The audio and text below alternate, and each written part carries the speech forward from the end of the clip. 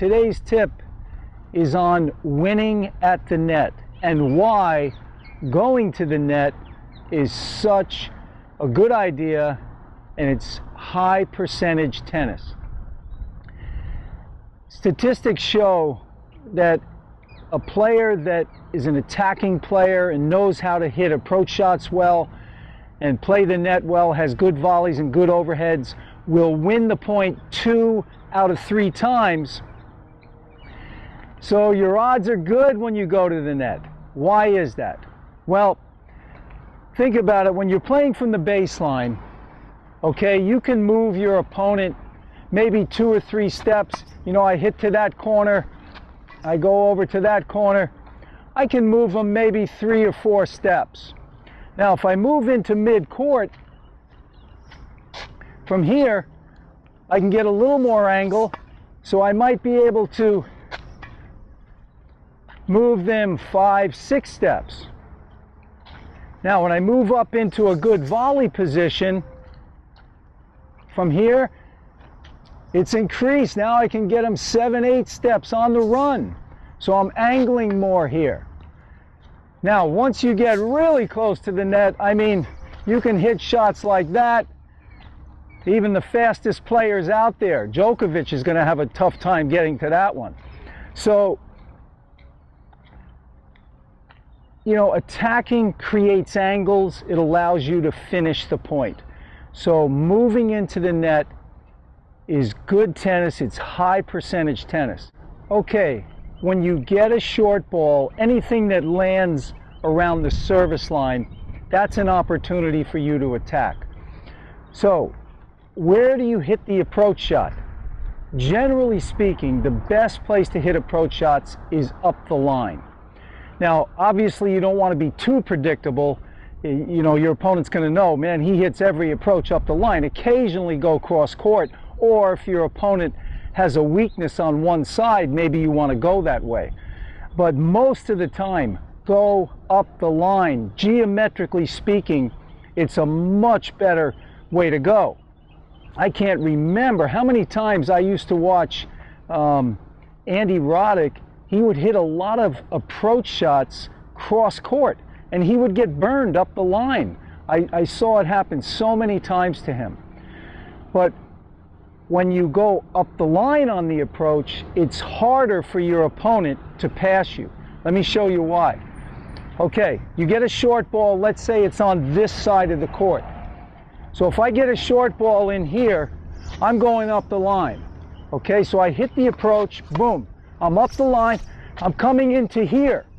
Now, from here, I've shaded this side. A good opponent will know that the fastest way to pass you is down the line, not cross court, down the line. So you're shading that. So you're on this side. If he goes up the line, boom, you've got 1 step to cover his down the line.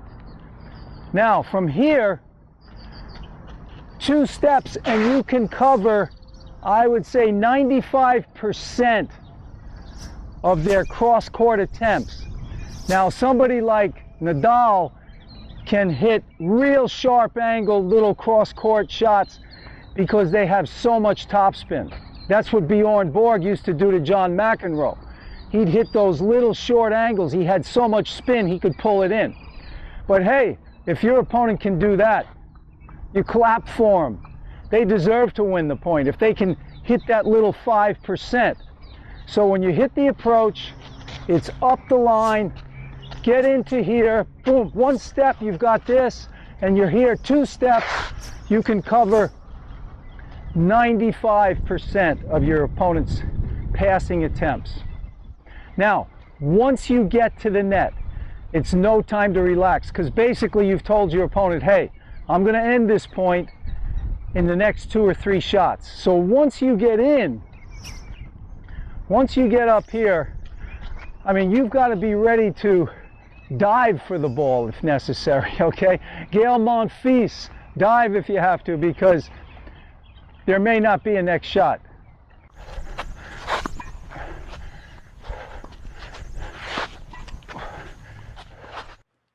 Okay, I recognize a short ball here, and I'm going to approach down the line with the backhand. I want you to notice a few things. Number one, the approach shot is not deep enough. The ball sits up for Walt. It's not really a skidding slice backhand.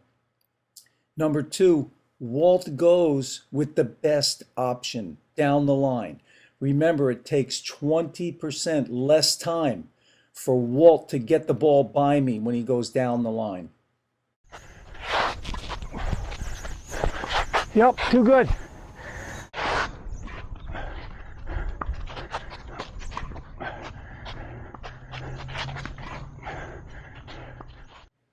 Okay, right here I've noticed I've got a short ball, and I'm going to hit forehand up the line. Now remember, when you attack the net, statistics are in your favor. You're going to win the point 2 out of 3 times, assuming you can volley and hit overheads well. In this instance, Walt misses the passing shot in the net. You're putting a lot of pressure on your opponent when you move forward.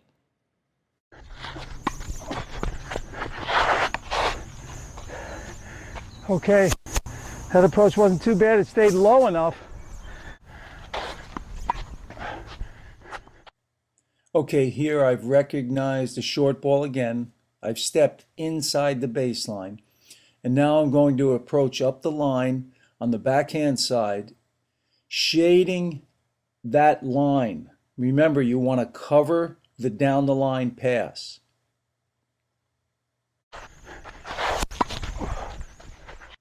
Okay, here I've reached an ideal volley position. I've got the down the line covered. This time Walt goes cross court, but he doesn't hit it in that 5%. I'm still able to cover his cross court attempt.